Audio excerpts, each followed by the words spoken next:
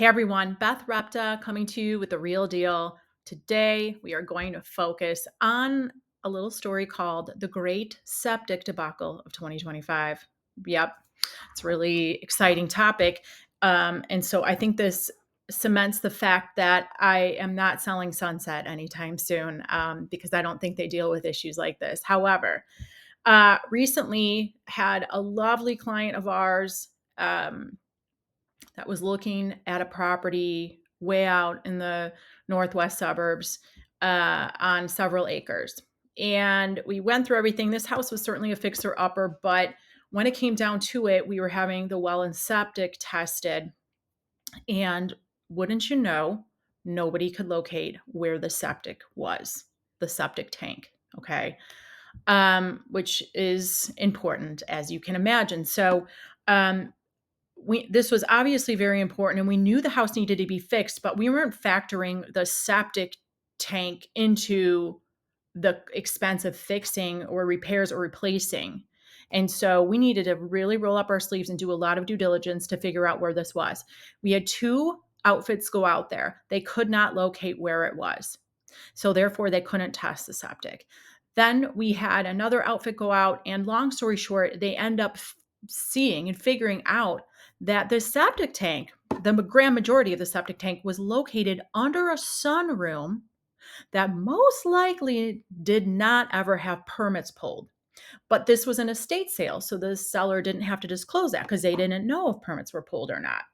And I mean, we went through so many hoops. We went to go get FOIA records through Kane County. We had septic professionals out. We had septic testers come out. I think there was a plumber out at one point, and there was a lot of inconsistencies between what everyone was saying.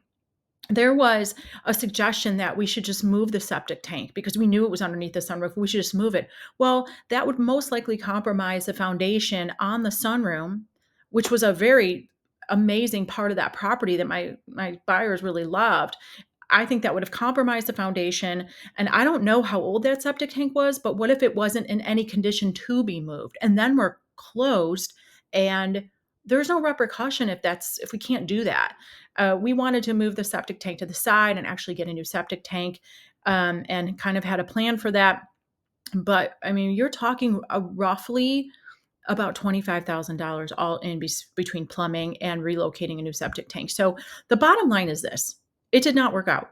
Our buyers walked away, and I am so thankful they did because they are a lovely couple that wanted to make this house their home, but there is no way they wanted to spend that extra money with a new septic tank.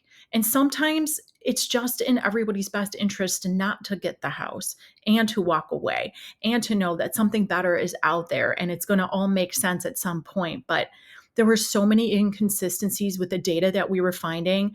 I mean, lo and behold, we couldn't find a clean out in the out of the wall in the basement. Well, that right there tells you that septic tank was probably pretty deep. You know where we did find a clean out? In the floor of the basement.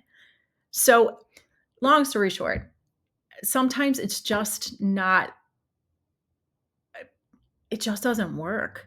And you try and try and try, and it's just not in the best interest of the buyer to keep proceeding. So we're back out there looking for the perfect spot for them. But this is just one instance where I felt so strongly that this was just not the right house for them. And it was one that we all walked away with knowing that we exhausted everything. We did our due diligence. We tried so hard, just couldn't make it work. And it was okay. But I'm proud of all of us, the buyers, our team, our lender, everybody came together on this and worked so hard. But at the end of the day, we tried, just couldn't make it work. That happens sometimes.